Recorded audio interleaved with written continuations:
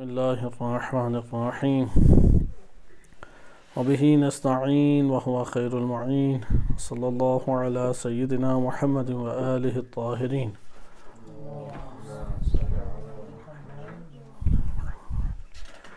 کتاب انسان در عرف عرفان ہماری گفتگو چل رہی تھی۔ اصل نمبر 16 ہم نے ختم کیا، آج اصل نمبر 17 انشاءاللہ تعالی مطالعہ کریں گے جو شفاعت سے مربوط ہے۔ اصل نمبر 16 اس سے ظاہر اسی طریقے سے تھا کہ انسان کا جو علم اور عمل ہے وہی اس کی جزا ہے۔ پھر آگے بیان کرتے ہیں کہ بلکہ جزا نفس علم و عمل ہے۔ اس موضوع پہ آیات و روایات اہل بیت علیہم السلام مختلف ہیں۔ گزشتہ درس میں آپ کی خدمت میں وہ آیات کا مجموعہ پڑھا گیا کہ جس میں یہ ثابت ہوتا ہے انسان کا عمل اس کے ہمراہ دوسرے کے اوپر سرایت نہیں کرے گا۔ اس لیے بیٹا باپ سے بھاگے گا اور باپ اپنی زوجہ سے یا بیٹا اپنی ماں سے فرار کرے گا، کیونکہ ان کا عمل ان کے ہمراہ ہے اور اس کا عمل اس کے ہمراہ ہے۔ اسی طرح سے ہم نے سورہ حدید میں مطالعہ کیا کہ منافقین کا مکالمہ اللہ سبحانہ وتعالی نے ذکر کیا ہے کہ ایک ہی علاقے، ایک ہی جگہ، ایک ہی محلے کے ممکنہ رہنے والے ہوں، لیکن ایک نے گھاٹے کا سودا کیا اور اپنی تمناؤں کی وجہ سے دنیا کے دھوکے کا شکار ہو گیا، لیکن دوسرا جو ہے وہ دھوکے کا شکار نہیں ہوا، تو جس کو اللہ سبحانہ وتعالی کی راہ پہ چلنے کی توفیق ملی تو وہ نور سے ہمکنار تھا، تو دوسرا اس سے اسی نور کا تقاضا کرے گا مجھے بھی دو، تو یہ اس کو نہیں دے گا کہ تم خود اپنے آپ کو تم نے برباد کیا، اور فرشتے ان کے درمیان ایک رکاوٹ کھڑی کر دیں گے۔ ان بیانات سے ثابت ہوتا ہے کہ ہر انسان اپنے ہی نفس میں اپنے اعمال اور ان اعمال کے نتائج کو پائے گا اور ان کا سامنا کرے گا اور اسی میں زندگی بسر کرے گا۔ اگرچہ جہان الگ ہوگا، جیسے یہ مادی جہان ہے، اب کہکشائیں ایک الگ الگ اپنے طور پہ مقامات ہیں، تو اسی طریقے سے ہم جب نفوس کے ہمراہ زندگی بسر کریں گے تو ہم ایک اور جہان میں ہیں۔ اس جہان کے اعتبار سے مثلا یہ دنیا ایک مادی جہان میں ہے، تو آپ یہ سمجھ لیں کہ ملینز یا ملیارڈ کے سائنسدانوں کے مطابق 2000 ملیارڈ یا ملیون اس طرح سے کہکشائیں اس دنیا میں موجود ہیں، ایک تخمینہ ہے ان کا۔ تو یہی کہکشاؤں کو آپ ایک نوع سمجھ لیں کہ ہمارے نفس کی دنیا ہے، ایک اپنے نفس کی دنیا کے ساتھ مشغول ہے، ایک دوسرے نفس کی دنیا کے ساتھ۔ ایک میں سمجھانے کی خاطر صرف ایک مثال پیش کر رہا ہوں، لیکن کل جہان وہ موطن کیا ہے، وہ جہان کیا ہے، وہ مادی جہان ہے، لیکن اگلا جہان مادی نہیں ہے ہمارا۔ یہ جو برزخ ہے وہ کاملاً مادی نہیں ہے، لہذا وہاں پہ ہمارا نفس ہے اور ہم نفس کے اندر کی دنیا، جیسے زمین ہے اور زمین اپنے اندر کی دنیا لیے ہوئے ہے، اس کے اندر پانی بھی ہے، آگ بھی ہے اور دیگر مخلوقات بھی ہیں۔ اس کے علاوہ جو دوسرا کہکشاں ہے وہ اپنی دنیا لیے ہوئے ہے، لیکن یہ دونوں دنیایں کہاں پر موجود ہیں؟ اس مادی جہان میں موجود ہیں۔ اسی طرح ہم میں سے ہر ایک اپنے نفس کو لیے ہوئے زندگی بسر کر رہا ہے، اپنی ہی دنیا کے اندر وہ نظارے کر رہا ہوگا یا تکلیف کاٹ رہا ہوگا، لیکن مجموعی طور پہ وہ نفس کہاں پر ہے؟ وہ عالم ملکوت میں ہے، عالم برزخ میں ہے۔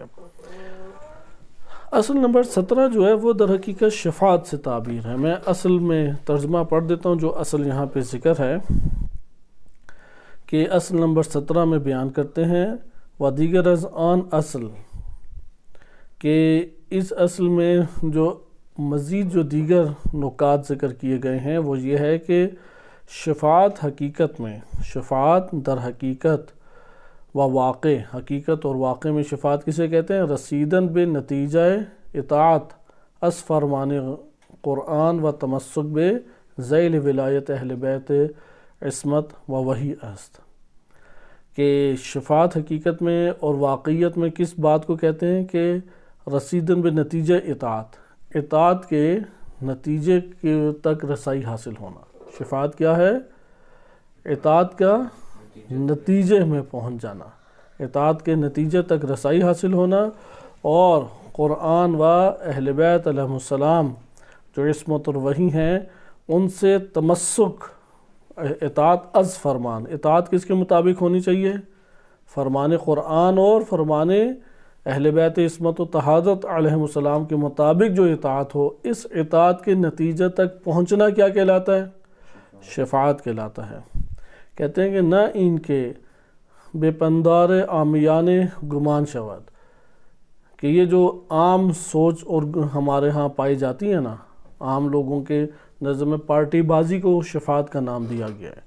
کہتے ہیں یہ جو عام سوچ ہے پارٹی بازی کے عنوان سے، پارٹی بازی کو شفاعت نہیں کہتے۔ علامہ حسن زادہ عاملی رحمۃ اللہ علیہ فرماتے ہیں کہ پارٹی بازی وہ شفاعت نہیں ہے، کہ بعض عامیانہ سوچ یہ پائی جاتی ہے کہ شفاعت یک نحو پارٹی بازی در ماورائے طبیعت است، کہ ماورائے طبیعت دیگر جہانوں میں پارٹی بازی کرنا کیا ہے؟ یہ شفاعت ہے، کہ جو امام علی علیہ السلام کی پارٹی کا ہے وہ بچ کے چلا گیا، جو دوسروں کی پارٹی میں ہے وہ سارے جہنم چلے گئے۔ کہتے ہیں پارٹی بازی کو شفاعت نہیں کہتے۔ فتدبر وفہم، اس پہ غور و فکر کریں اور اسے سمجھنے کی کوشش کریں۔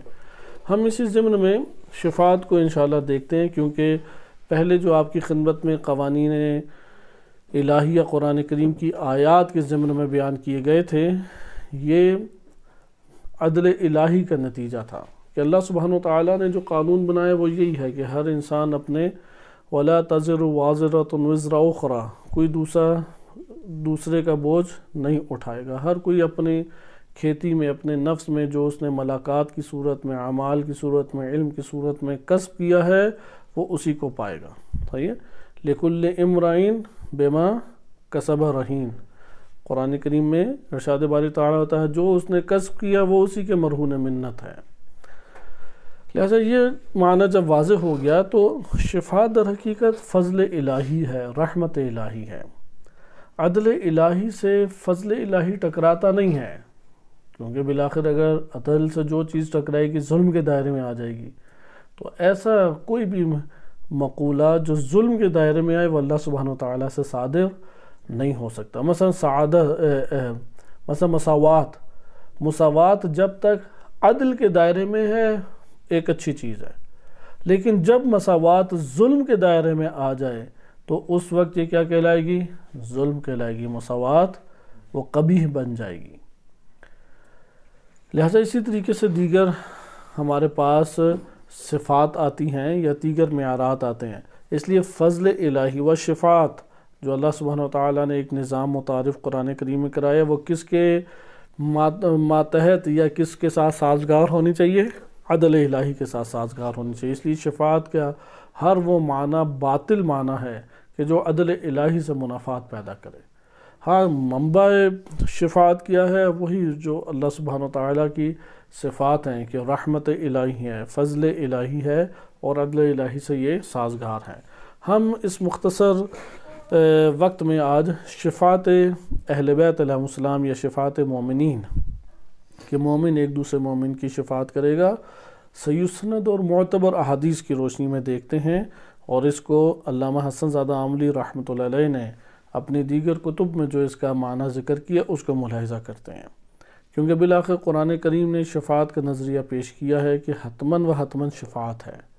جب حتمی صورت میں شفاعت ہے تو نظریہ رکھنا لازم ہے، لیکن شفاعت کی ایسی تشریح کرنا جیسے ہمارے ہاں بعض اوقات اشعار میں، شاعری میں یا ذاکر طبقہ ہمیں کرتا نظر آتا ہے، یا ایک حدیث جس کی کوئی سند وغیرہ نہیں دیکھتے اور نہ اس سے قرآن سے سازگار دیکھتے ہیں، جبکہ یہ حاکم قانون ہے کہ اگر کوئی حدیث قرآن کریم کے نظریے سے ٹکرا رہی ہو تو اس حدیث پہ توقف کرو، وہ اس کے کہنے والے کی طرف پلٹا دو۔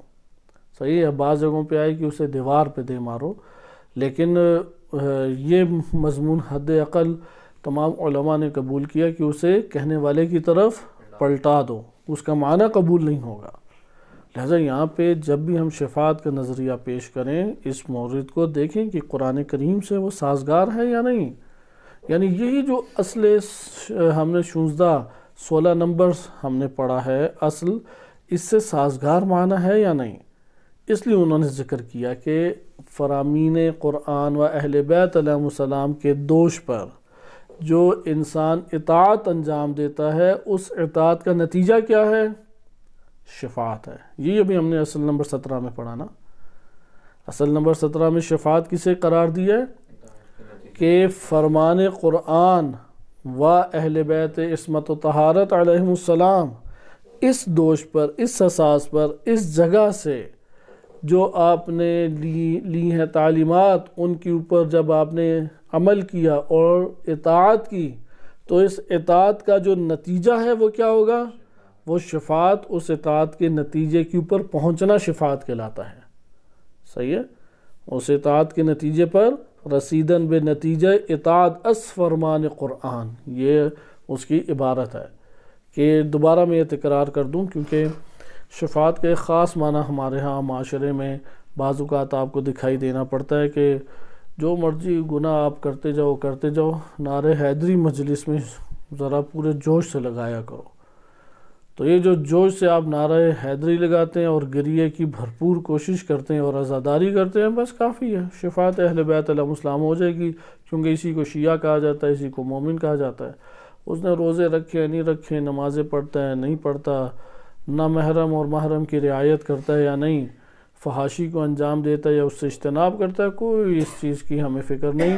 سارا کا سارا زور کس چیز کے اوپر ہے کہ ہم نے عزاداری کے عنوان سے جو ہم بہتر سمجھتے ہیں اس کو انجام دے دیا اور بڑے بھرپور جوش کے ساتھ نعرہ حیدری لگایا اور پھر ہم مولائی ہو گئے، اور اس نتیجے میں ہماری شفاعت ہو جائے گی۔ ہماری موت کیا ہے؟ وہ تو ملاقات ہے امام علی علیہ السلام سے۔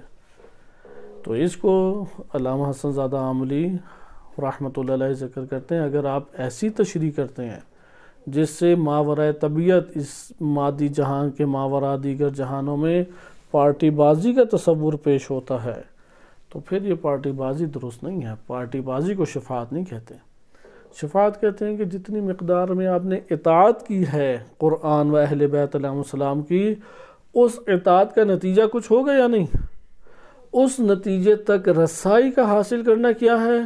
شفاعت ہے۔ اس کی انشاءاللہ بھی مزید آپ کی خدمت میں تشریح پیش کی جائے گی کہ ابھی آپ اصل نمبر 17 کی حد تک وہ مطلب ایک مجموعی طور پہ جان گئے کہ جو علامہ حسن زادہ عاملی رحمۃ اللہ علیہ نے ذکر کیا ہے کہ اطاعت کے نتیجے تک رسائی، لیکن اطاعت کس دوش پر ہو؟ اپنے نفس کی نہیں، اپنے معاشرے کی نہیں، اپنے معاشرتی دین کے اوپر نہیں، وہ دین جو قرآن نے بیان کیا ہے، وہ دین جو ائمہ اطہار علیہ السلام نے بیان کیا ہے، اس کے دوش پر جو آپ نے اطاعت انجام دی ہے، اس کا نتیجے تک پہنچنا کیا ہے؟ وہ شفاعت کہلائے گا۔ ہم پہلے کلمہ شفاعت کو ملاحظہ کرتے ہیں۔ آپ کے سامنے کتاب التحقیق فی کلمات القرآن الکریم سے میں یہ مطالب ذکر کر رہا ہوں۔ مختصر لغوی اور قرآن کریم کی آیات کے ضمن میں ہم ان چند تحقیقات کو ذکر کریں گے اور پھر اصل مطلب یعنی احادیث سے استفادہ کرتے ہوئے علامہ حسن زادہ عاملی کے بعض دیگر کتابوں سے انشاءاللہ استفادہ کرتے ہیں۔ شفع کسے کہتے ہیں؟ شفاعت اصل میں شین، فا، عین ان تین کلموں سے مشتق ہے۔ مصباح المنیر میں بیان کرتے ہیں کہ شفاعت اصل میں باب نفع ینفع سے ہے، فعل یفعل سے ہے، اور اس کا مطلب ہوتا ہے ضممتہ الی الفرد، کہ میں نے ایک شے کے ساتھ یا ایک فرد کے ساتھ دوسرے کو ضمیمہ دے دیا، ضم کر دیا، یعنی جو طاق عدد ہے، طاق عدد کے ساتھ میں نے ایک اور جوڑ دیا۔ صحیح ہے؟ فرد طاق کو بھی کہتے ہیں، جفت کو کہتے ہیں شفع، یعنی جوڑے کو کہتے ہیں، بس طاق کے ساتھ ایک اور کا اضافہ کرنا کیا کہلائے گا؟ شفع کہلائے گا۔ اسی لیے شفع کی دلالت کس کے اوپر ہوتی ہے؟ حد عقل کس کے اوپر دلالت ہوگی؟ شفع کی 2 کے اوپر دلالت ہوگی۔ اس کا جو مصدر آتا ہے وہ شفع آتا ہے، اور اسی سے شفعہ بھی ہے، جو باب شفعہ آپ پڑھتے ہیں، علم فقہ میں پورا ایک چیپٹر ہے، ایک باب ہے۔ اچھا، یہ تو اور اس میں چند دیگر چیزیں ہیں وہ ہم نظر انداز کرتے ہیں اگلی لغت سے۔ مصباح المنیر فیومی کی ہے، بہت معروف اور ایک بڑی اہل لغت شخصیت ہیں۔ معجم المقیاس اللغہ میں ابن فارس نے ذکر کیا ہے کہ اس کلمے کا اصل اور صحیح معنی کیا ہے کہ مقارنۃ الشیئین، یدل علی مقارنۃ شیئین، دو اشیاء کے درمیان کمپیریزن کرنا. شفع کیا ہوتا ہے؟ دو چیزوں کے درمیان تقارن ملا دینا، کمپیریزن نہیں، مقارنہ کہتے ہیں جوڑ دینا، دو چیزوں کو آپس میں جوڑ دینا. اسی سے وہ علم صرف میں لفیف مفروق اور لفیف مقرون پڑھتے ہیں. مقرون کیا کہتے ہیں؟ جڑا ہوا. مفروق یعنی جدا جدا. اسی سے مقارنہ کمپیریزن کے معنی میں بھی آتا ہے، لیکن یہاں پہ قرن مراد کیا ہے؟ جوڑنے کے معنی میں ہے کہ دو چیزوں کو آپس میں جوڑیں، کیونکہ اسی کو ہم اردو زبان میں کہتے ہیں جفت. طاق اور جفت. طاق کسے کہتے ہیں؟ تنہا کو، فرد کو، اور اس فرد کے ساتھ ایک اور کو جوڑ دے تو کیا بن جاتا ہے؟ جفت بن جاتا ہے. تو اسی لیے انہوں نے ذکر کیا کہ من ذالک الشفع خلاف الوتر. وتر اور وطر دونوں طرح پڑھا جاتا ہے. وتر کہتے ہیں تنہا کو، عربی زبان میں وتر کہتے ہیں تنہا کو، یا وتر کہتے ہیں ایک فرد کو بھی کہتے ہیں. اس لیے اللہ تعالیٰ کے لیے بعض اہل تفسیر نے ذکر کیا وتر. وتر سے مراد اللہ تعالیٰ مراد لیا، اور شفع سے مراد خلقت، کیونکہ اللہ تنہا ہے نا، اور مخلوق وہ آیا یکتا ہے مخلوق، یا اس کے ساتھ جم ہے، ترکیب ہے. ترکیب میں حد عقل دو اجزاء آپس میں جڑتے ہیں یا نہیں؟ وہ اجزاء عقلی ہوں گے یا غیر عقلی ہوں گے. لہذا خلقت شفع سے مراد کیا لیا گیا؟ بعض اہل تفسیر نے قرآن کریم کی آیات میں ہے نا شفع اور وتر کا تذکرہ سورہ فجر میں، شفع سے مراد بعض نے مخلوق لیا ہے، کیونکہ مخلوق یکتا نہیں ہو سکتی، وہ محتاج ہے، وہ اللہ تعالیٰ سے جڑے گی تو وجود میں آ سکتی ہے حد عقل، یا اس کے اپنے اجزاء ہوتے ہیں. لیکن اللہ تعالیٰ کے لیے وتر کا کلمہ استعمال کیا ہے. وتر جفت کے مقابلے میں ہے، صحیح، تنہا کے اوپر دلالت کرتا ہے. تہذیب میں ذکر کیا گیا ہے کہ شفع سے مراد زیادتی ہے، اضافہ کرنا. زیادتی سے کیا مراد ہے؟ اضافہ کرنا. زیادتی یعنی اضافہ. ایک میں جب بھی آپ کسی چیز کا اضافہ کریں گے تو یہ شفع کہلائے گا. یہاں پہ ایک اور مطلب شفاعت کو ذکر کیا تہذیب میں ہی، کہ شفاع کلام الشفیع للملک فی حاجت یسألها لغیرہ. شفاعت کسے کہتے ہیں؟ وہ کلام، شفیع کا وہ کلام ہے. شفیع شافع فاعل ہے، اس میں فاعل، اور شفیع کیا ہے؟ فعیل کے وزن پہ. درست ہے؟ یا مبالغہ یا صفت مشبہ، کس کا صیغہ ہے؟ یہ صفت مشبہ ہے یا مبالغہ ہے؟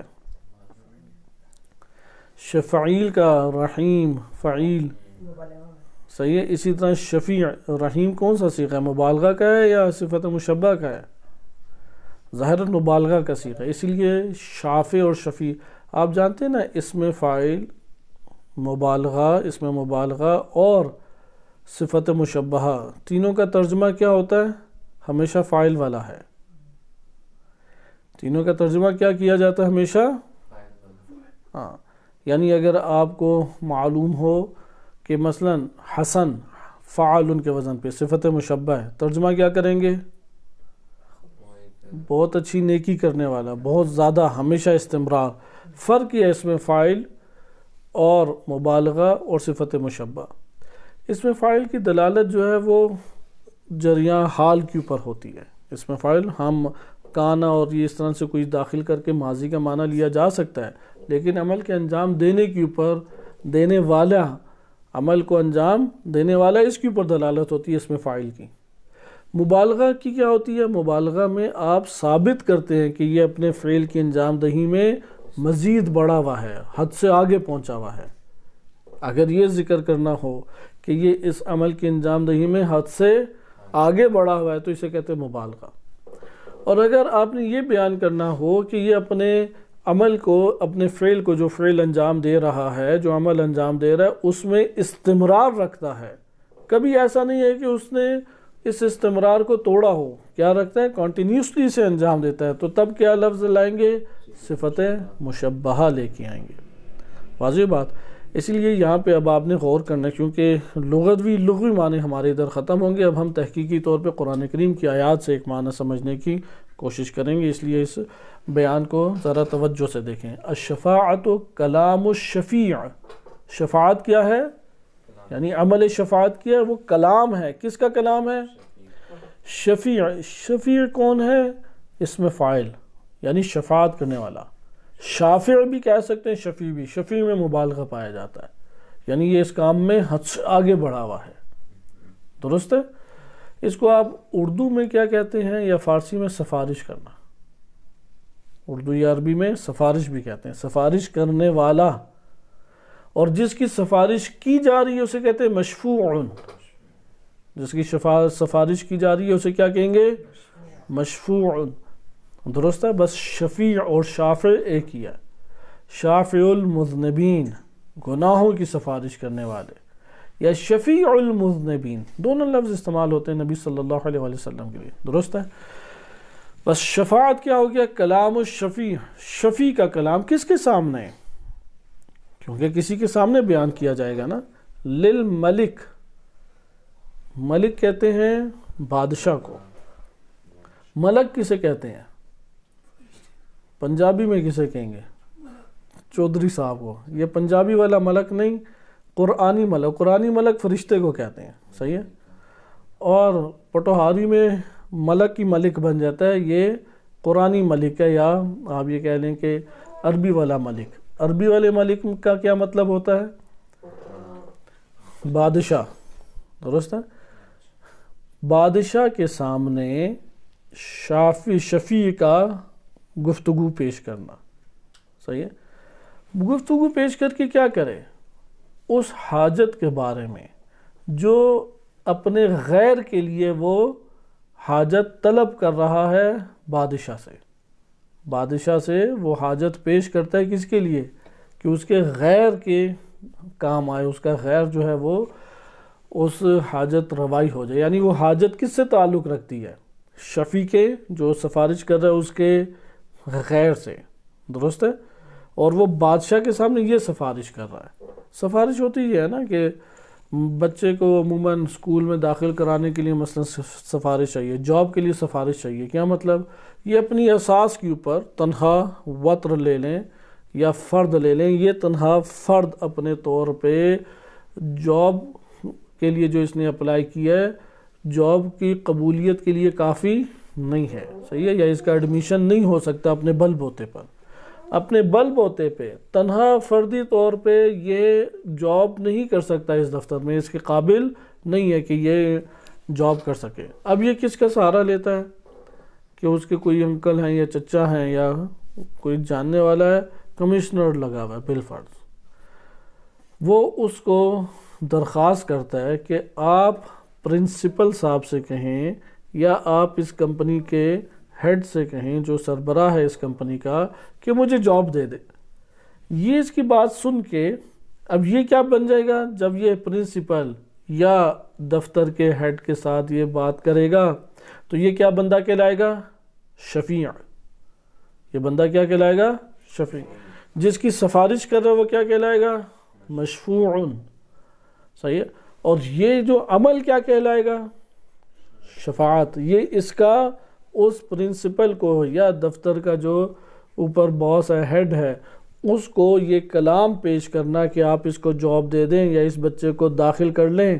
تو اس بچے کو داخل کرنے کا آپ نے جو سفارش کی ہے یا درخواست اسے دی ہے، التماس اس سے کی ہے، یہ عمل کیا کہلائے گا؟ شفاعت. اور اس کا اس حاجت کو پورا کرنا یا نہ کرنا اس کے اپنے اختیار میں ہے.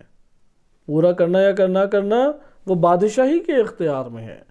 شفیع کا یہ مطلب نہیں ہے کہ یہاں سے اٹھایا بس ادھر ڈال دیا فوراً. یا شفیع کا یہ مطلب نہیں ہے کہ بادشاہ صاحب سے نہ پوچھا ہے اور نہ اس کی رضامندی معلوم کی، اٹھا کے ادھر ہی لے گئے. یہ مطلب نہیں ہے شفاعت کا.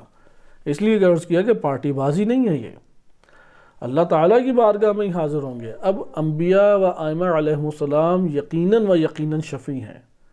یعنی وہ گزارش کریں گے کہ پروردگار اس کے یہ مثلا گناہوں کو معاف کر دے، یا اس کو اس مشکل سے چھٹکارا دے کے اس آسانی میں لے آئیں. بس شفاعت یہاں پہ اب ہم جو پہنچے ہیں انشاءاللہ آگے نیچے دیکھتے ہیں. آپ نے دیکھا کہ شافع یا شفیع کہتے ہیں جو دوسرے کے لیے طلب کرے بادشاہ سے، دوسرے کے لیے حاجت طلب کرے بادشاہ کے لیے. اور اس سے استشفاء کہتے ہیں یہی طلب کرنا، اس عمل کو استشفاء بھی کہتے ہیں، شفاعت اور استشفاء طلب شفاعت کرنا ایک ہی چیز ہے۔ یہاں پہ آپ دقت کریں، آپ شفاعت کا اب ہمارے پاس تکون بن گئی نا، یہ بندہ ہے جو تنہا اپنا کام نہیں چلا سکتا، یہ سفارش کسی سے درخواست کر رہا ہے کہ آپ میرے لیے سفارش کریں، اس کا یہ درخواست کرنا شفاعت ہے یا سفارش کرنے والے کا بادشاہ کی خدمت میں سفارش کرنا شفاعت ہے؟ دونوں میں سے کیا شفاعت ہے؟ غور کریں گے، کیونکہ مثلا ہم لوگ اپنے طور پہ نہیں بخشے جا سکتے، ہم نبی صلی اللہ علیہ وسلم کی خدمت میں درخواست کرتے ہیں کہ یا وجیہن عند اللہ اشفع لنا عند اللہ، آپ اللہ کی بارگاہ میں شفاعت کریں، صحیح ہے؟ اب یہ میرا جو کہنا ہے یہ شفاعت ہے، یا نبی صلی اللہ علیہ وسلم یا امیر المومنین علیہ السلام یا جناب سیدہ سلام اللہ علیہ کا اللہ کی بارگاہ میں میرے اس تقاضے کو سفارش کرتے ہوئے پیش کرنا شفاعت ہے؟ ان دونوں میں سے کون سا عمل شفاعت ہے؟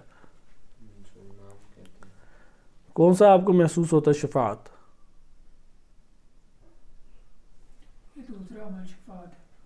پہلا عمل، کیونکہ اگر ادھر تھوڑا توقف نہ کیا تو نہیں ہمیں بات سمجھ آئے گی، شفاعت بنیادی نظریات میں سے ہے۔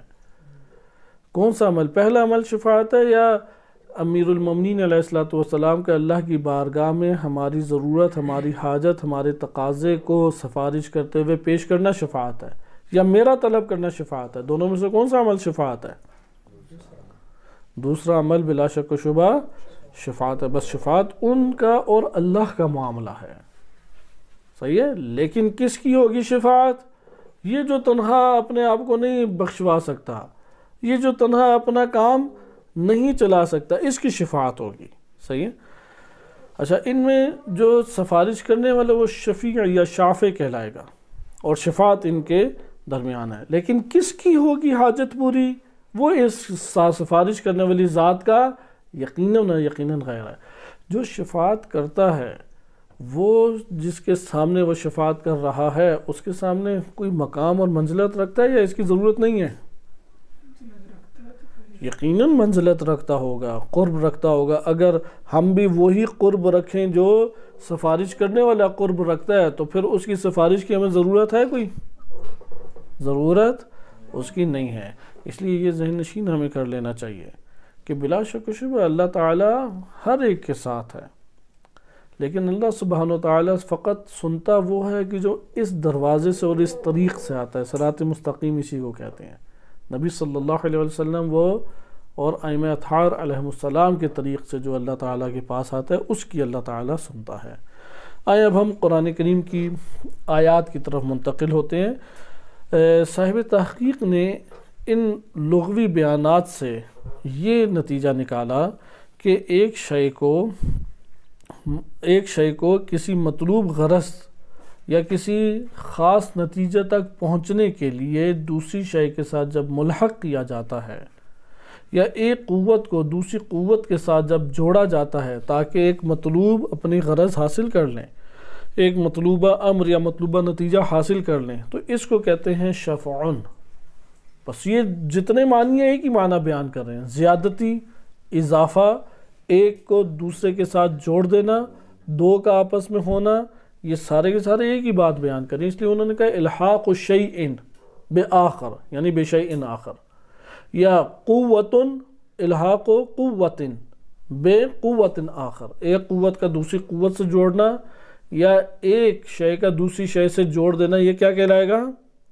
شفعن کہلائے گا۔ ادھر شفعن کیا، ہمارا عمل بھی تقاضے شفاعت، یہ استشفاء ہے، میں طلب کروں گا کہ اپنا مطلوب حاصل کروں، ہمارا عمل استشفاء کہلائے گا کہ میں شفاعت چاہتا ہوں، لیکن نبی صلی اللہ علیہ وسلم یا اولیاء الہی کا اللہ کی بارگاہ میں، اللہ سبحانہ وتعالیٰ کی بارگاہ میں میری حاجت کو، میرے تقاضے کو پیش کرنا حقیقی شفاعت یہی کلام ہے، یہ پیش کرنا حقیقت شفاعت ہے۔ اب وہ قبول اللہ تعالیٰ کی ذات اسے کرتی ہے یا نہیں کرتی، یہ ایک الگ امر ہمارے پاس آ جاتا ہے۔ قیامت چونکہ خالصتاً اللہ سبحانہ تعالیٰ کی ملکیت و مملکت کے ظہور اور بروز کی جگہ ہے۔ یہاں پہ تو اللہ تعالیٰ نے اپنی ملکیت کے علاوہ ملکیت اعتباری بھی قرار دی ہے، لیکن اس جہان کے بعد ملکیت الہی فقط اور فقط بروز اور ظہور فرمائے گی۔ لہٰذا اس جگہ کے اوپر اللہ تعالیٰ یہ سفارش کا بھی وہ نہیں دے گا اذن، جن کو اللہ نے اذن دیا ہے سفارش کا بس وہی سفارش کریں گے۔ ہر کوئی اللہ تعالیٰ کی رحمت کے پاس نہیں آ سکے گا، یعنی یہ ایسا نہیں ہے کہ اب ہیں سارے اللہ کی بارگاہ میں حاضر، چاہے گا کہ میں ڈائریکٹ اللہ سے کہوں کہ پروردگار تو رحیم ہے، کریم ہے، غفور ہے، معاف فرما دے، نہیں، اللہ اجازت دے گا۔ جب نہیں اجازت دے گا کیا مطلب؟ کہنا چاہے بھی تو زبان سے ادا نہیں کر پائے گا۔ صرف وہ افراد زبان سے ادا کر پائیں گے کہ جنہیں اللہ تعالیٰ نے اذن دیا ہے، جیسے نبی صلی اللہ علیہ وسلم، ائمہ اطہار علیہ السلام۔ اس لیے اگلا جہان وہ سخت ترین اس حوالے سے جہان ہے۔ یہاں پہ اللہ تعالیٰ نے ہر ایک کو یہ موقع دیا کہ بارگاہ الہی میں حاضر ہو کے وہ اپنے لیے دعا کریں۔ اس کے بعد یہ چند آیات ذکر کرتے ہیں کہ یہاں پہ تو آپ نے دیکھا نا کہ کوئی اگر لائسنس کے بغیر گاڑی چلا رہا ہے، پولیس روک لیتی ہے اسے، پوچھتی ہے لائسنس کہاں ہے، پھر اسے کہتی ہے کہ تمہاری گاڑی بند، وہ کہتا ہے میں ایک فون کر لوں، فون کرتا ہے تو پولیس اس کے بعد چھوڑ دیتی ہے یا نہیں؟ اگر اوپر سے آرڈر جاری ہو جائے، یہ بھی شفاعت ہے یا نہیں؟ معنی شفاعت اپنی جگہ پر ہے، صحیح ہے۔ یہ والی سفارش قرآن کریم واضح طور پر بیان کرتا ہے، لیس لہا من دون اللہ ولی ولا شفیع۔ یہ جو ہیں کفار، یہ جو جہنمی ہیں، ان کا اللہ ولی بھی نہیں اس ٹائم کوئی اور اللہ کے علاوہ ہوگا، اور نہ ہی ان کی کوئی سفارش کرنے والا ہوگا، صحیح ہے۔ ان کی وہ سیدھا پولیس کے ہاتھوں ہی جائیں گے، وہ جو جہنم کے اللہ تعالیٰ نے فرشتے کھڑے کیے ہوئے ہیں۔ یا اس طرح سے قرآن کریم میں سورہ بقرہ میں ارشاد ہوتا ہے وَلَا يُقْبَلُ مِنْهَا شَفَاعَةٌ وَلَا يُؤْخَذُ مِنْهَا عَدْلٌ وَلَا هُمْ يُنصَرُونَ، نہ ان سے شفاعت قبول کی جائے گی، یہاں بس قبول کرنا اللہ تعالیٰ کے ہے۔ نبی صلی اللہ علیہ وسلم بھی پیش کر سکتے ہیں اللہ کی بارگاہ میں۔ بعض یہ سمجھتے ہیں، اور یہ بعض کا تاثر ہمیں ممبر سے بعض کا دکھائی دیتا ہے کہ اس طرح کی تصویر کشی کی جا رہی ہے، اللہ کے پاس جاؤ تو ماننا ہی نہیں اللہ نے، امام حسین علیہ السلام کے پاس جاؤ، وہ دیکھیں آپ کے فوراً مان جائے گی۔ لہٰذا اس لیے اللہ کے پاس جانے کا کوئی فائدہ نہیں ہے۔ اس طرح کی ذہن پہ یہ سمجھتے ہیں جو اللہ اللہ کرتا ہے نا وہ تو پکا جہنم میں، جبکہ امام حسین علیہ السلام کی شفاعت کا مطلب ہی یہ ہے کہ اس کی تمام درخواست اللہ کے سامنے وہ پیش کریں گے، اللہ کی طرف سے شفاعت قبول ہے تو ٹھیک ہے، اس کا کام ہو جائے گا۔ وہ بندے سے پہلے، حتیٰ اپنے عزادار سے پہلے اللہ کے ہیں۔ امام حسین علیہ السلام کس کے حامی ہیں؟ اپنے عزادار کے یا اللہ کے؟ اللہ کے حامی ہیں۔ امام علی علیہ السلام اپنے مولائی کے پہلے حامی ہیں یا اللہ تعالیٰ کے پہلے حامی ہیں؟ اللہ سبحانہ و تعالیٰ کے پہلے حامی ہیں۔ لہٰذا یہ تصور نہیں آنا چاہیے کہ اللہ کے پاس گئے تو پھر تو پکے جہنم میں ہی، صحیح ہے۔ جیسے کہا جاتا ہے یار اللہ پہ توکل کرو، تو آگے سے کہتا ہے کہ اچھا آپ یہ کہہ رہے ہیں کہ یہ کام ہی نہ کریں اب ہم، یہ مطلب تھوڑی ہے اللہ پہ توکل تو سب سے بڑی چیز ہے۔ تو عموماً جب اللہ کا نام آتا ہے تو یہ فضا قائم کر دی جاتی ہے کہ نہ یہ کام ہونا ہے، نہ اس نے میری مدد کرنی ہے، نہ اس نے میرا پوچھنا ہے۔ نعوذ باللہ یہ فضا ایک انتہائی منحرف اور گمراہ کن فضا ہے۔ بہرحال آگے چلیں، قرآن کریم بعض افراد کو واضح طور پہ شفاعت کی اجازت بھی دیتا ہے۔ پہلے یہ بیان کرتا ہے کہ قل اللہ الشفاعۃ جمیعا، جتنی بھی شفاعت ہے وہ کس کے لیے، کس کی ملکیت ہے؟ اللہ کی ملکیت، کیونکہ سفارش کرنے والا شفاعت کو کس کے پاس پہنچائے گا؟ اچھا یہاں پہ ایک اور طرح سے بھی شفاعت کا معنی ہم لے سکتے ہیں۔ شفع ہم نے کیا قرار دیا تھا؟ ایک چیز کا دوسری چیز سے جوڑنا۔ اگر میرا تقاضا شفیع کے سامنے ہو کہ میری آپ سفارش کریں، میری یہ التماس، یہ بھی میری التماس کا ان کے ساتھ جوڑنا ہے، لیکن یہاں پہ شفاعت کس معنی میں ہم نے لی کہ شفیع کا اس بادشاہ سلطان کے سامنے سفارش پیش کرنا، ان دونوں کی سازگاری ہو تو شفاعت کہلائے گی نا۔ پیش کرنا اور قبول کرنا ہر دو صورتیں کیا کہلائیں گی؟ شفاعت کہلائیں گے۔ پیش کرنا بھی شفاعت ہے اور قبول کرنا بے درجہ اولا شفاعت ہے، یہ تو بڑا مصداق ہے شفاعت کا۔ لہذا قل اللہ الشفاعۃ جمیعا، پیش کرنے کی اجازت بھی اللہ ہی دے گا، شفاعت اس لیے اللہ کی ملکیت ہے۔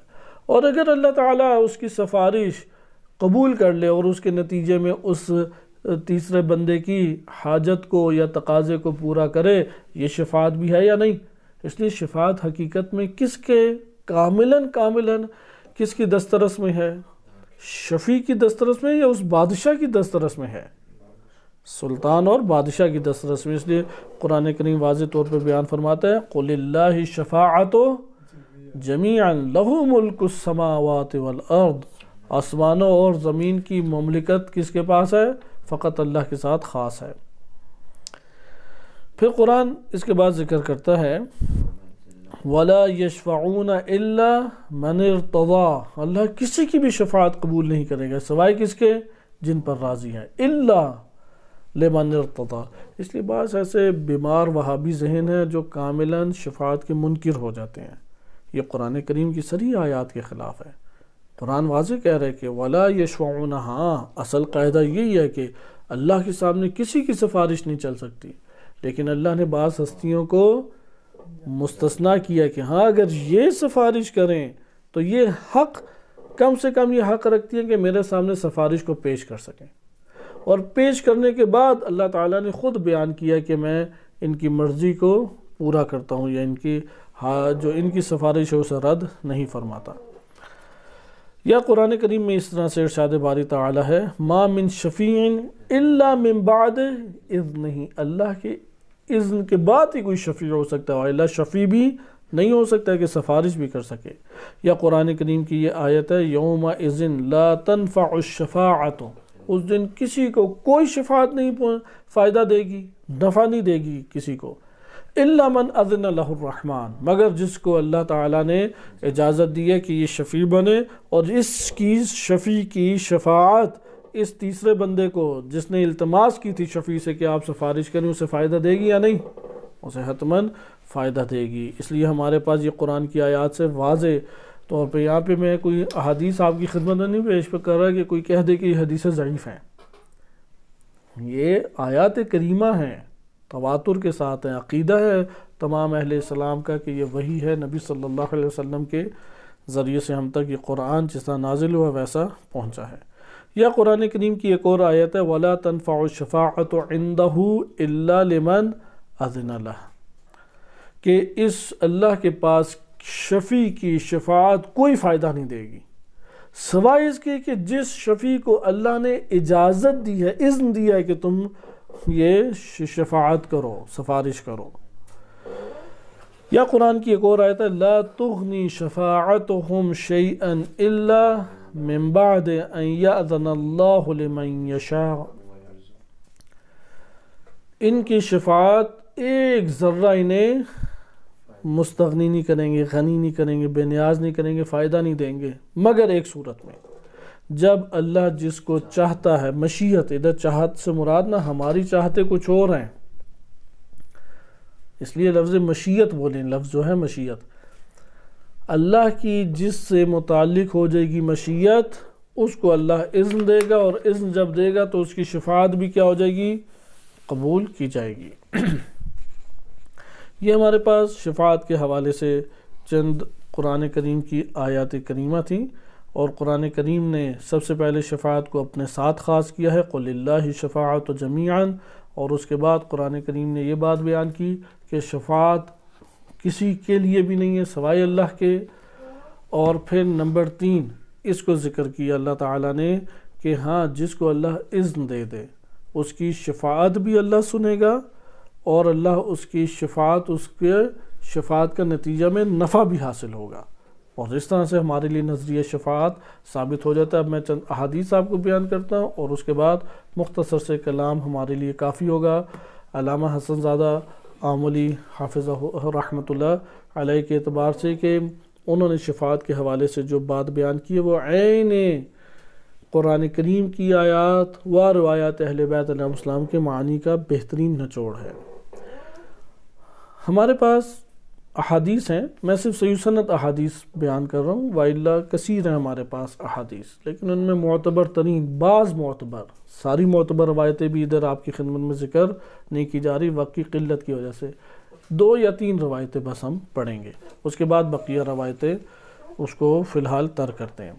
شیخ صدوق رحمۃ اللہ علیہ ثواب الاعمال و عقاب الاعمال میں بیان فرماتے ہیں کہ امام صادق علیہ السلام سے میسر نے نقل کیا ہے، اس کی سند تام ہے اور صحیح سند یہ روایت ہے، صفحہ نمبر 172 ہے۔ امام صادق علیہ السلام فرماتے ہیں ان المؤمن منکم یوم القیامت، روز قیامت ہوگی، تم ہی میں سے ایک مومن ہوگا، لا یمر بہ الرجل، اس کے پاس سے ایک شخص گزرے گا، لہ المعرفۃ بہ فی الدنیا، یہ جانتا تھا، ایک پہچانتا تھا دنیا میں، ایک دوسرے کو یہ دونوں پہچانتے تھے، مومن کے ساتھ سے کون گزرے گا؟ ایک بندہ گزرے گا، دونوں ایک دوسرے کو پہچانتے تھے دنیا میں۔ وقد امر بہ الی النار، اس شخص کو جہنم کا حکم دیا گیا تھا، اور اس شخص کو اللہ سبحانہ وتعالیٰ نے مومن کو اس کے کرام کی وجہ سے جنت کا حکم دیا ہے۔ والملک ینطلق بہ، فرشتہ وہاں سے گزرے گا، صحیح؟ قال فیقول یا فلان، وہ شخص کیا، فرشتہ اسے لے کے جا رہا ہے، یعنی ینطلق بہی اسے پکڑ کے لے کے جا رہا ہے، جائے جہنم میں، یہ صحیح ہے۔ تو وہاں پہ وہ جب اس کو دیکھے گا مومن کو، یہ قرآن کریم کی آیات جو میں نے عرض کی تھی منافقین کے حوالے سے، کہ تو اس میں بھی یہ وَتَرَى الْمُنَافِقِينَ وَالْمُنَافِقَاتِ ہے نا سورہ حدید میں، جی ہاں، تو وہ ایک منظر کشی ہے، ادھر ایک اور طرح سے منظر کشی اسی سے ملتی جلتی، کہ دونوں اس دنیا میں پہچانتے، اس کا یہ مطلب ہے ان آیات سے ہمیں پتہ لگتا ہے اس دنیا میں ہم جو پہچان رکھتے ہیں مرنے کے بعد وہ پہچان باقی رہے گی، کاملاً باقی رہے گی۔ جیسے ابھی خوفزدہ ہوتے ہیں کہ ہمارے کوئی عیوب، نقائص، گناہ کسی کے سامنے آشکار نہ ہو جائیں، اس وقت بھی یہی ہمارا احساس باقی ہوگا۔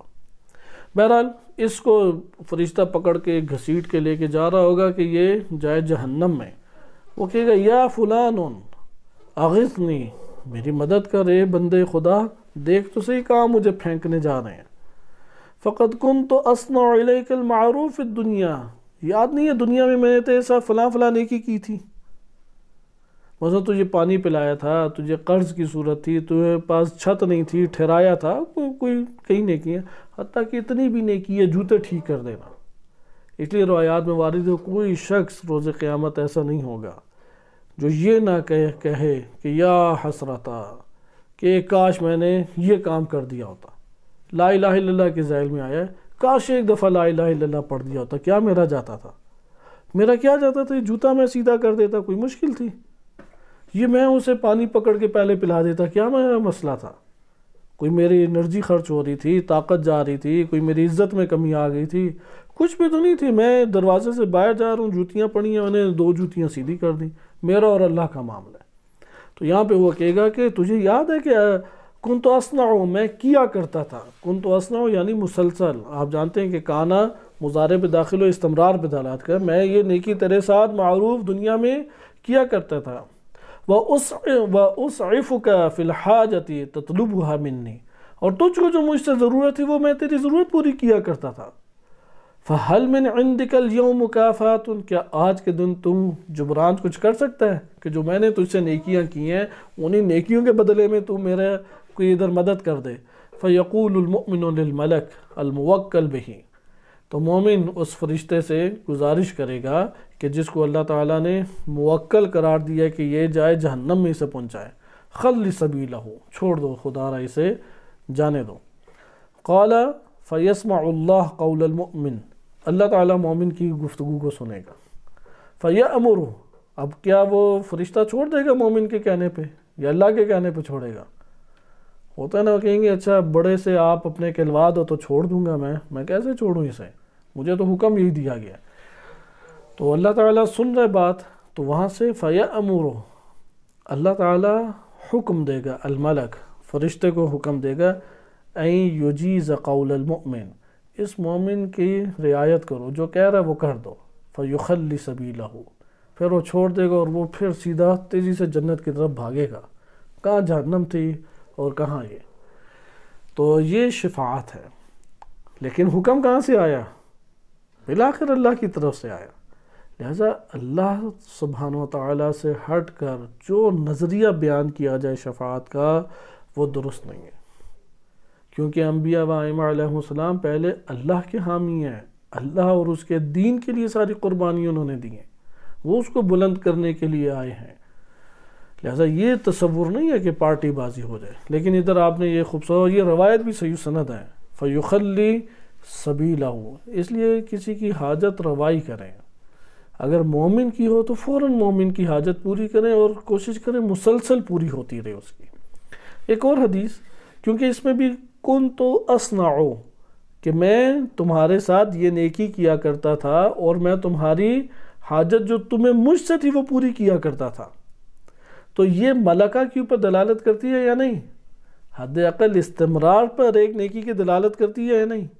لہذا نیکی جب انجام دیں کوشش کریں استمرار سے ہو، کوشش کریں، وہ نیکی اصل میں قیمت رکھتی ہے۔ دوسرے مومن کے ساتھ کریں، ایک تو ہوتی ہے نا اللہ تعالیٰ کی راہ میں ہے، اللہ اور بندے کا معاملہ ہے، بندے کے ساتھ ہونے میں اندر سے زحمت اور مشقت زیادہ کاٹنے پڑتی ہے، کیونکہ اگلا تو احساس نہیں کرتا آپ نے یہ نیکی کی ہے، لہذا مسلسل اس کے ساتھ ایسی نیکی کا انتخاب کریں جس میں تسلسل پایا جائے، تسلسل نہ تھکیں اس سے، کیونکہ آپ بندے کے لیے تو کر نہیں رہے، کر تو اللہ تعالیٰ کے لیے نہیں، لیکن یہ تصویر کشی ہوگی کہ اگلے جہان میں یہ والا معاملہ موجود ہے۔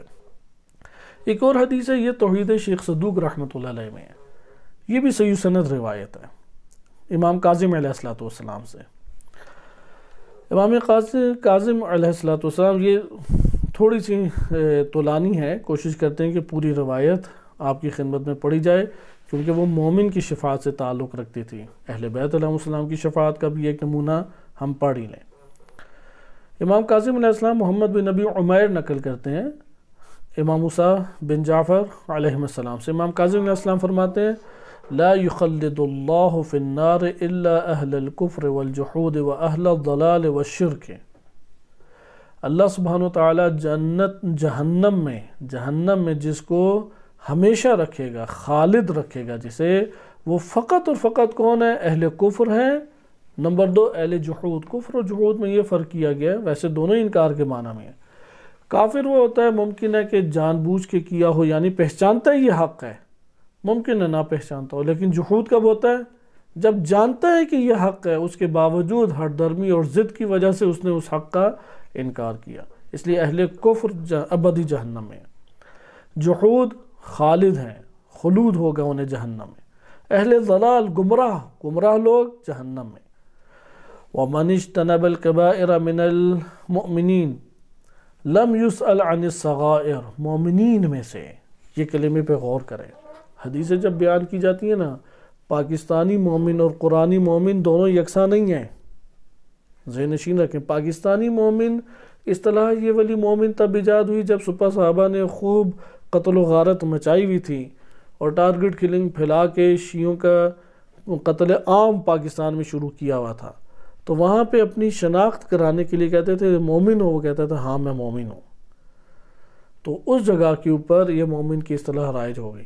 تو بعض اوقات جب اہل منبر بیان کرتے ہیں اس طرح کی احادیث کو اور من المؤمنین آتا ہے، تو یہاں پہ من المؤمنین عام معنی میں نہیں ہے، بلکہ اپنے خاص معنی میں وہ مومن جس کا تعارف قرآن و ائمہ اہل بیت علیہ السلام نے کرایا۔ وَمَنِ اجْتَنَبَ الْكَبَائِرَ مِنَ الْمُؤْمِنِينَ، مومنین میں سے جو بھی گناہ کبیرہ سے اجتناب کرے گا، لَمْ يُسْأَلْ عَنِ الصَّغَائِرِ، گناہ صغیرہ کے بارے میں اس سے سوال نہیں پوچھا جائے گا اور اللہ تعالیٰ اس کے شفاعت فرما دے گا، یعنی اس کو ائمہ اطہار علیہ السلام کی شفاعت کی ضرورت نہیں ہے۔ کیا شرط ہے؟ گناہ کبیرہ سے بچے۔ اگر کوئی شخص اس لیے گناہ کرے کہ یہ گناہ تو چھوٹا ہے، یہ گناہ کبیرہ یا صغیرہ ہے، روایات میں وارد ہوا ہے کہ اگر کوئی گناہ صغیرہ کو چھوٹا گناہ کہہ کے انجام دے، یہ کبیرہ میں شمار ہوتا ہے بعض احادیث کے مطابق۔ گناہ کبیرہ اور صغیرہ کی پہچان کے بارے میں مختلف اقوال ہیں، صرف ایک قول بیان کر دیتا ہوں جو معتبر احادیث میں وارد ہوا ہے۔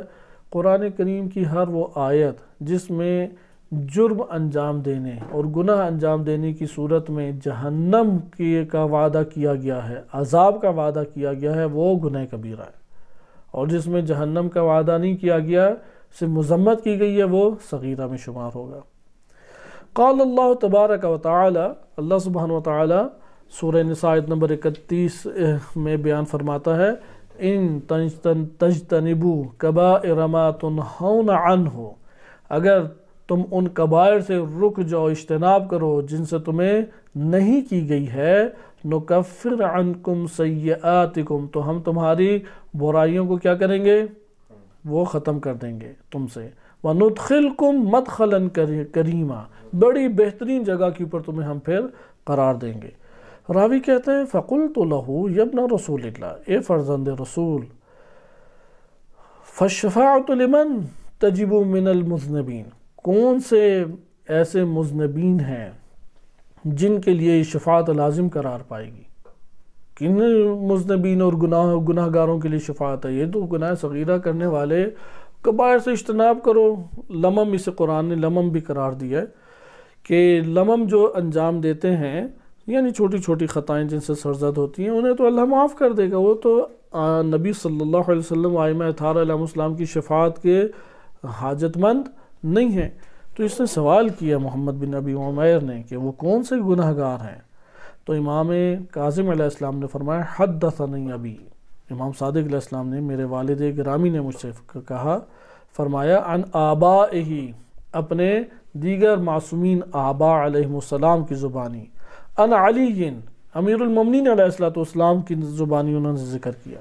امام علی علیہ السلام فرماتے ہیں سمعت رسول اللہ صلی اللہ علیہ وآلہ، میں نے رسول اللہ صلی اللہ علیہ وسلم کی وآلہ وسلم کی زبانی سنا ہے، وہ فرماتے ہیں انما شفاعتی لأہل الکبائر من امتی، میری امت میں سے جو گناہ کبیرہ کو انجام دے بیٹھے ہیں، ان گناہ کبیرہ والوں کے لیے میری شفاعت ہے۔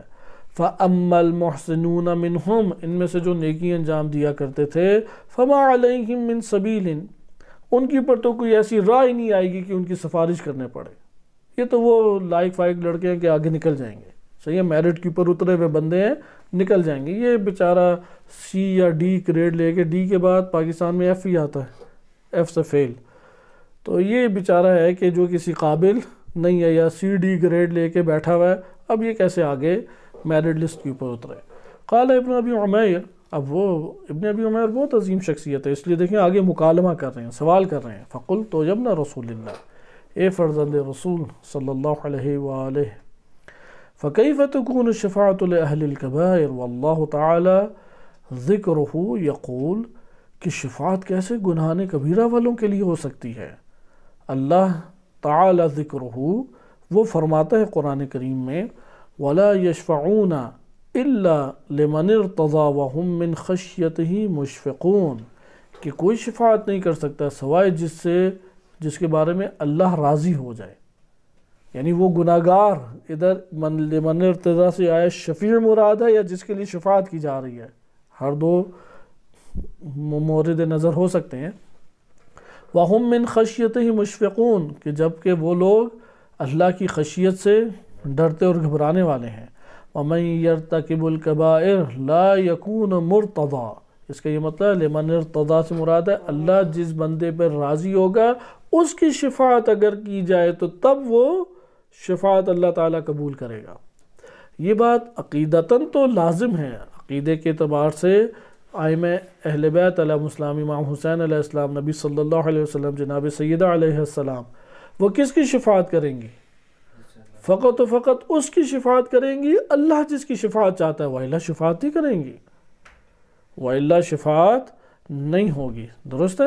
تو یہاں پہ بھی اس یہ ہے کہ إِلَّا لِمَنِ ارْتَضَىٰ، تو ابن ابی عمیر نے بھی کہا کہ جو شخص کبائر کا مرتکب ہے وہ تو اللہ کی مرضی لیے ہوئے نہیں ہو سکتا جس سے اللہ راضی ہو، وہ ہو سکتا ہے کہ اللہ اسے راضی ہو۔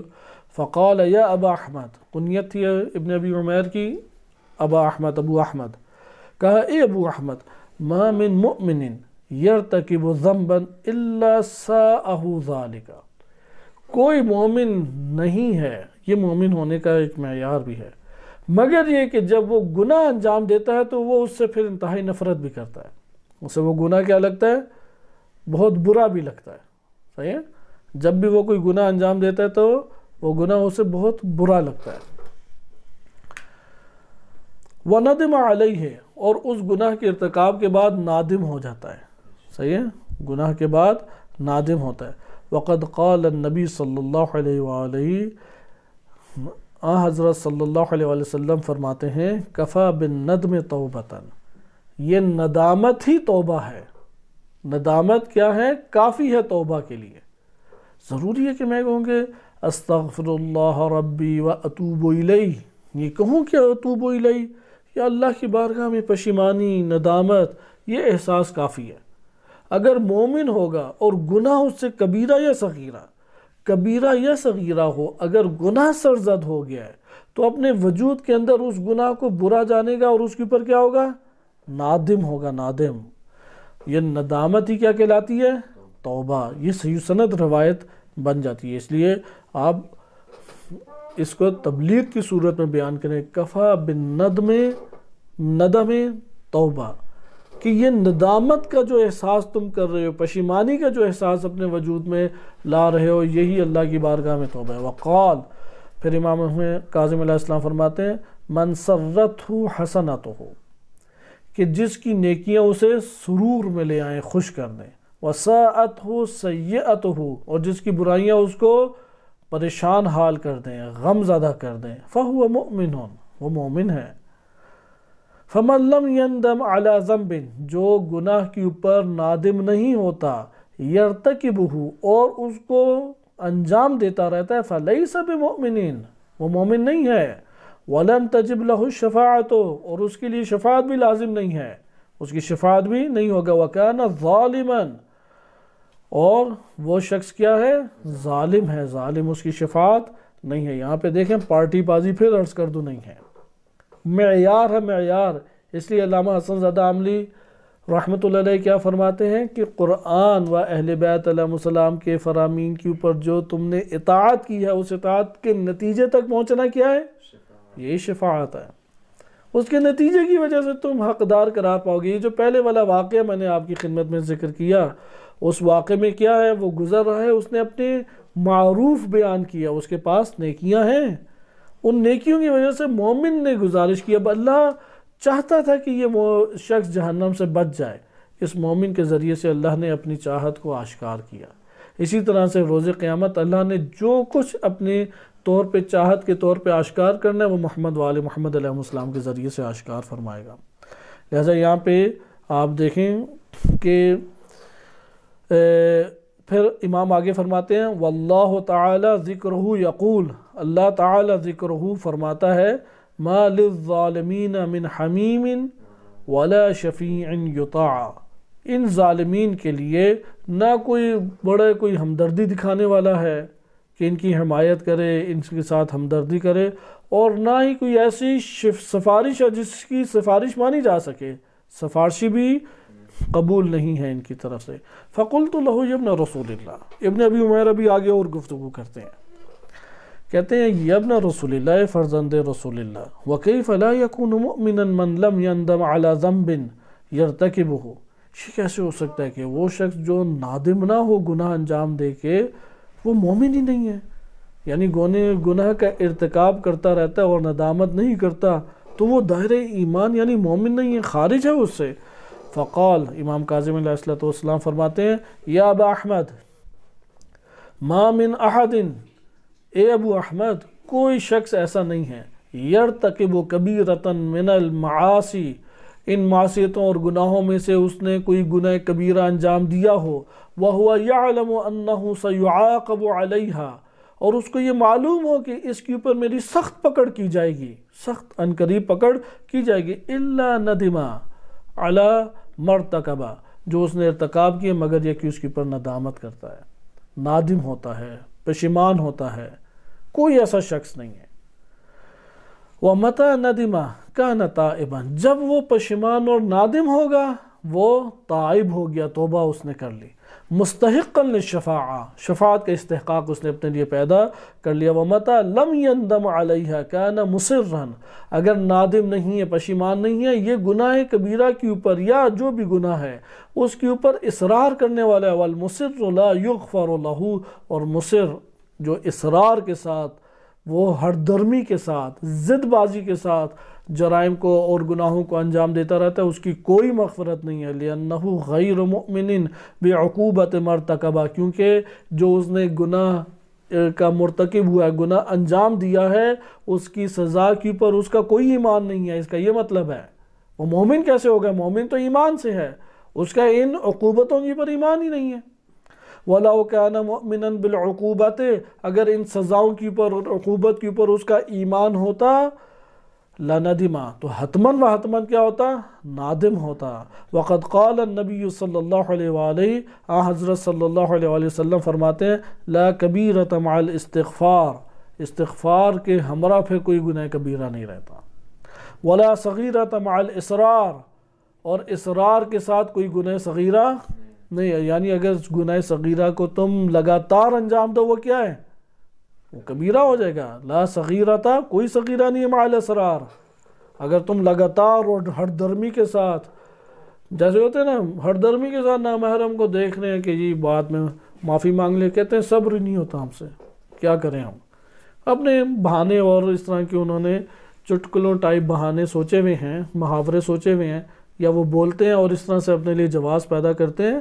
اگر کوئی گناہ صغیرہ انجام دیتا ہے لیکن مستمر طور پہ اصرار کے ساتھ، جانتا ہے یہ گناہ ہے، بارگاہ الہی میں حاضر ہوں، یہ کائنات، یہ دنیا محضر ہے اللہ سبحانہ وتعالیٰ کا۔ محضر ہوتا ہے جہاں پہ آپ ایک کمرے میں ایک دوسرے کے سامنے حاضر ہیں، جیسے سارے اللہ کے سامنے حاضر اور یہ ہر درمی سے گناہ کر رہے ہیں۔ تو یہ لا صغیرۃ مع الاصرار، اس جملے کو دوبارہ سے تکرار اس لیے کیا جا رہا ہے، حفظ کر لیں۔ لا کبیرۃ مع استغفار، استغفار کیا تو نہ کو تم گناہ کبیرہ انجام دینے والے ہو، استغفار کر لیا وہ گناہ کبیرہ اللہ نے معاف کیا۔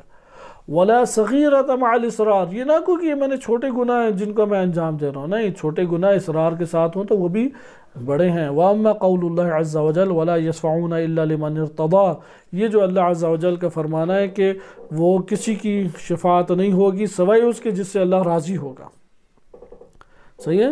وَلَا يَشْفَعُونَ، اور ان میں سے کسی کی شفاعت نہیں ہوگی مگر یہ کہ جن سے اللہ راضی ہوگا۔ فَإِنَّهُمْ لَا يَشْفَعُونَ إِلَّا لِمَنِ ارْتَضَىٰ اللَّهُ دِينَهُ، کسی کی بھی شفاعت نہیں ہوگی مگر یہ کہ اللہ جس کے دین سے راضی ہو۔ وَالدِّينُ الْإِقْرَارُ بِالْجَزَاءِ عَلَى الْحَسَنَاتِ وَالسَّيِّئَاتِ، دین تو یہی ہے کہ نیکیوں اور برائیوں کے اوپر جو جزا ملے گی اس کے اوپر ایمان لے کے، اور یہ ایمان لانا کہ نیکیوں کا صلہ جو ہے اچھا ہے اور گناہوں کا اور برائیوں کا صلہ جو ہے وہ برا ہے، اس کے اوپر ایمان لانا اور اس کا اقرار کرنا، یہ کیا ہے؟ یہی دین ہے۔ فَمَنِ ارْتَضَىٰ اللَّهُ دِينَهُ، اور اللہ جس کے دین کو پسند کرے گا، قبول کرے گا، نَدِمَ عَلَىٰ مَا ارْتَكَبَهُ مِنَ الذُّنُوبِ، تو وہ شخص حتماً و حتماً ایسا ہوگا کہ جو نادم ہو، وہ کیا ہوگا؟ نادم ہو، یعنی اللہ نے جس کے دین کو پسند کیا ہے وہ کون سا شخص ہے؟ جو نادم ہے، مرتکب من الذنوب، کہ جو گناہوں کے ارتکاب کے بعد پشیمان ہوتا ہے، رنجیدہ ہوتا ہے، غمگین ہوتا ہے، نادم ہوتا ہے، لمعرفتہ، چونکہ وہ جانتا ہے یہ بات، بعاقبتہ فی القیامہ، کہ قیامت میں اس کی عاقبت بخیر نہیں ہے۔ یہ ہمارے پاس حدیث تھی جو آپ نے توحید شیخ صدوق سے صفحہ نمبر 408 میں مطالعہ کی۔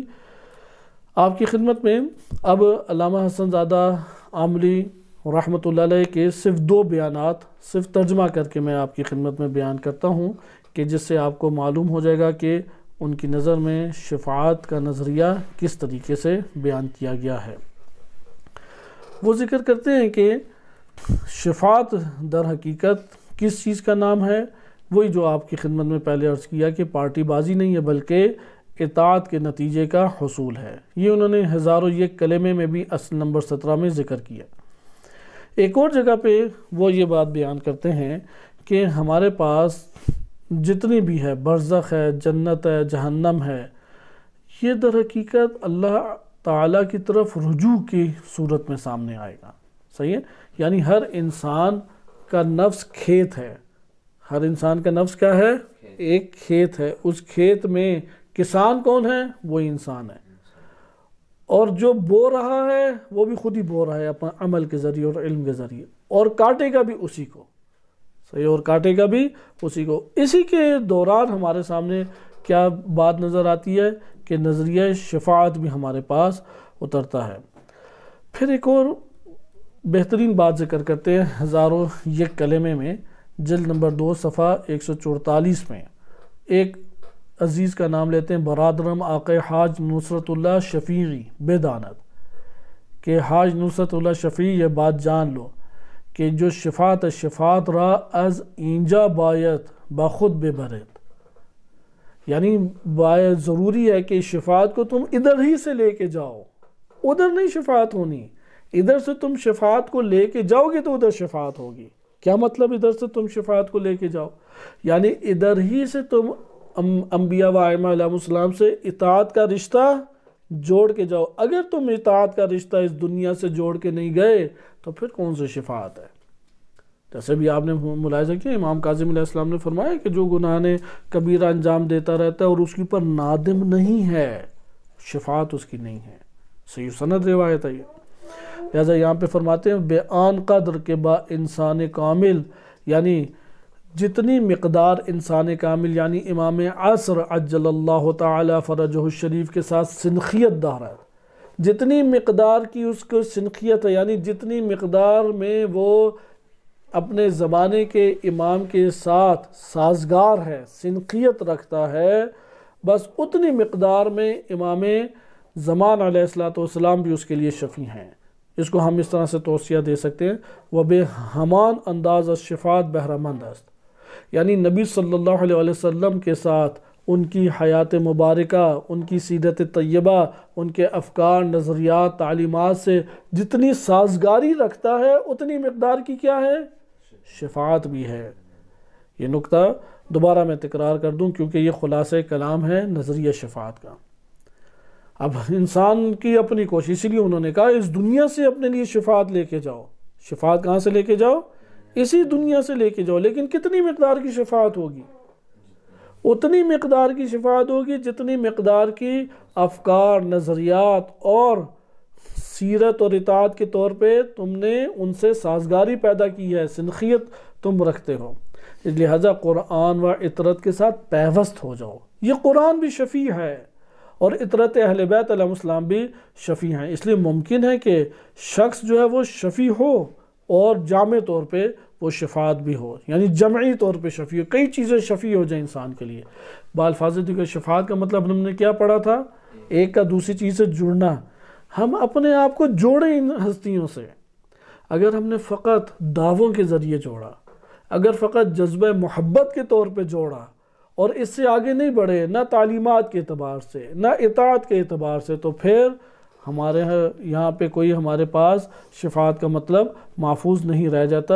اور یہی وہ ایک بات ہے کہ جو امام کاظم علیہ السلام، امام صادق علیہ السلام نے اپنی وصیت کے طور پہ کی، اور صحیح سند روایت اور اسی کے پر ہماری گفتگو ختم ہوتی ہے، جسے شیخ طوسی و شیخ قلانی رحمہم اللہ دونوں بزرگان محدثین نے نقل کیا ہے کہ امام صادق علیہ السلام کا جب شہادت سے پہلے سب جمع ہوئے تو تب فرمایا کہ قال رسول اللہ صلی اللہ علیہ وسلم نے یہ فرمایا تھا لا ینال شفاعتی من استخف بصلاتہ، جو نماز کو ہلکا جانے اس تک میری شفاعت نہیں پہنچے گی. نماز کو ہلکا جانے جو شخص، ولا یرد علی الحوض، اور وہ حوض کوثر پہ میرے پاس نہیں آئے گا. واللہ لا واللہ ولا ینال شفاعتی من یشرب المسکر، جو شخص بھی نشاور چیزیں پیتا ہے قسم باخدا اس تک میری شفاعت نہیں پہنچے گی. قسم اٹھا کے امام علیہ السلام نے فرمایا، اور نبی صلی اللہ علیہ وسلم نے فرمایا ولا یرد علی الحوض لا واللہ، دوبارہ تکرار کی، قسم بخدا ہرگز وہ شخص حوض کوثر میں مجھ تک نہیں پہنچے گا جو نشاور چیزیں استعمال کرتا ہے. اسی طریقے سے اور بھی یہ تکرار کے ساتھ روایات وارد ہوئی ہیں کہ نبی صلی اللہ علیہ وسلم نے فرمایا لیس منی من استخف بالصلاۃ، جو نماز کو ہلکا جانے، حقیر جانے۔ حقیر جانے سے کیا مراد ہے؟ وہ روٹی لینے کو فضیلت دے دی، روٹی پہلے لیں یار، نماز تو پڑھتے رہتے ہیں، گپ شپ کو فضیلت دے دی، فلاں چیز کو فضیلت دے دی۔ نہیں، فضیلت کو نماز کو حاصل ہے، سب سے پہلے نماز پڑھیں۔ اس لیے جس نے، اور جو نماز ہی نہیں پڑھتا اس کو کہا کہ یہ تارک الصلاۃ کافر ہو، یہ تو مثل کافر ہے۔ کافر ہے کہ جو اپنے محسن کی احسانات کو نہیں مانتا، اپنے منعم کی نعمات کا شکر ادا نہیں کرتا، مثل کافر ہے۔